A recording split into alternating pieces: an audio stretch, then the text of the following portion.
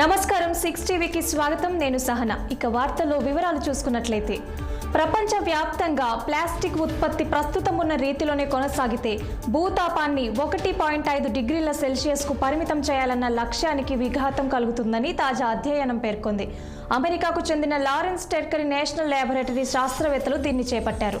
Plastic కాలుష్యానికి ముగింపు పలికేందుకు అంతర్జాతీయ ఒప్పందంపై ఈ నెల 23 నుంచి 29 వరకు కెనడాలో 4వ విడత చర్చలు జరగనున్న నేపథ్యంలో ఈ పరిశోధనను ప్రాధాన్యం ఏర్పడిందని అధ్యయనంలో వెల్లడించింది.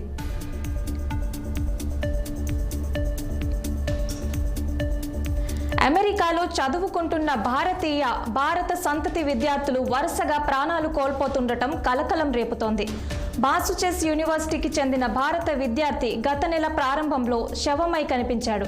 ఆ ఆత్మహత్యకు బ్లూ వేల్ ఛాలెంజ్ అనే గేమ్ కారణమని దర్యాప్తు అధికారులు ప్రాథమికంగా అంచనా వేస్తున్నారు. దీనిని ఆత్మహత్య కోణంలో విచారిస్తున్నట్లు తెలిపారు. ఓ గేమ్ కారణంగా అతడు మృతి చెంది ఉంటాడా అని ప్రశ్నించగా దానిపై మాకు ఎలాంటి సమాచారం లేదు.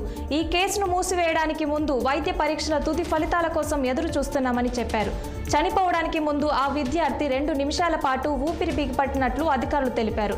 ఈ తరుణంలో ఈ సూసైడ్ గేమ్ గురించి మరోసారి చర్చ మొదలైంది.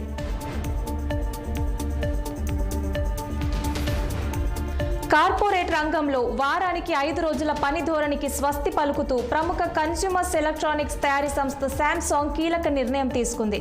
శాంసంగ్ గ్రూప్ దానికి ఎగ్జిక్యూటివ్ల కోసం కఠినమైన 6 రోజుల పని షెడ్యూల్ను ప్రకటించింది. ఈ నివేదిక ప్రకారం 6 రోజుల పని వారం అమలు ప్రారంభమైంది. కొంతమంది ఉన్నత ఉద్యోగులకు ఈ వారంలోనే పొడిగించిన షెడ్యూల్ను అనుసరించాలని చెప్పారు. దక్షిణ కొరియా దిగ్గజం ఆర్థిక సవాళ్లు ఎదుర్కొంటున్న నేపథ్యంలో ఈ చర్చ వచ్చింది.